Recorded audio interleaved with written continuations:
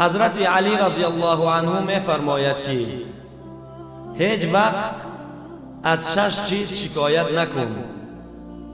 یکم، از تقدیرت. دوم، در نزد فرزندانت بزرگسالان را. سیوم، مشکلی و نارسایی های خانه ات را. چهارم، پدر و مادر و استادت را. پنجم، دوستانت را در نزد دیگران. ششم، مهمانت را بعد از رخصت کردن. و السلام علیکم و رحمت الله و برکاته.